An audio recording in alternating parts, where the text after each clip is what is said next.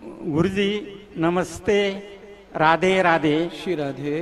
मैं खुशी में आपको एक सवाल पूछना चाहता हूँ कि इस भगत लोक में आपको जो डॉक्टरेट पदवी मिली अमेरिकन इंस्टीट्यूट ने, इसके जो निकष है और आपको जो इतना गौरव हो रहा है, इसके बारे में हम सब आपसे सुनना चाहते हैं और फ्यूचर में आपका एजेंडा क्या रहेगा ये भी सुनना चाहते हैं।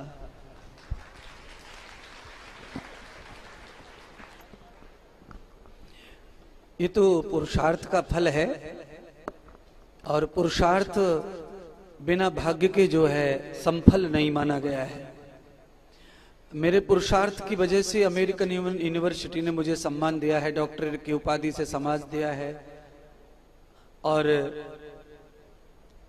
ये मेरा भाग्य है और मेरा पुरुषार्थ है। मेरी मेहनत बहुत है। साथ में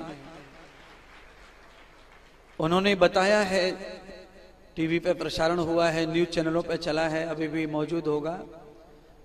वहां से जो टीम आई थी वो बता रहे थे कि हम ये सम्मान क्यों दे रहे हैं। तो उन्होंने मुझे जो सम्मान दिया है वो सम्मान उन्होंने सनातन धर्म के प्रचार प्रसार के, शास्त्रों को सही तरीके से जनमानस तक पहुंचाने के लिए, सामान्य से सामान्य व्यक्ति, अनपढ़ से अनपढ़ व्यक्ति या पढ़े लिखे से पढ़ा लिखा व्यक्ति, बड़े से बड़ा विद्वान या छोटे से छोटी समझ रखने वाला व्यक्ति मेरे प्रवचन से, मेरी वाणी से प्रभावित होता है, उसको समझ में आता है। और मैंने जो सेवाएं की कोरोना काल से आज तक जो कर रहा हूं, या मैं पूरे 36 वर्षों से सेवा कर रहा हूं, उन सबका अध्ययन किया। उन्होंने ये बताया, उन्होंने वहां मंच पर उसके प्रभाव को देखते हुए उन्होंने ये सम्मान मुझे डॉक्टरी का, पीएचडी का दिया। और ये मेरे लिए, मेरे देश के लिए, मेरे सनातन के लिए, सबके लिए गौरव की बात है कि ऐसा भी हो सकता है। जो हुआ है घटना घटी है, क्योंकि ये भी बड़ी सौभाग्य से प्राप्त होता है। संतों में, हमारे महात्मा संतों में ये मुझे ऐसा विश्वास है कि ये पहला ही सम्मान होगा ऐसा। डॉक्टर, पीएचडी वाले हजारों संत हैं,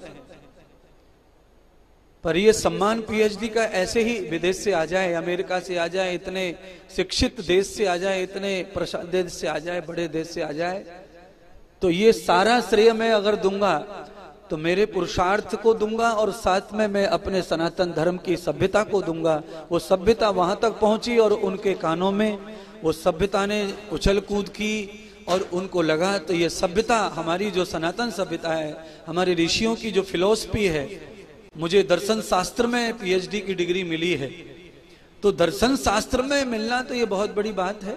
तो ये हमारे ऋषियों की जो फिलॉसफी है उसको मुझे पढ़ने का मौका मिला गुरुकुल में, और मैंने बखूबी आज तक उसको निभाया है, अपने जीवन को भी वैसा जिया है।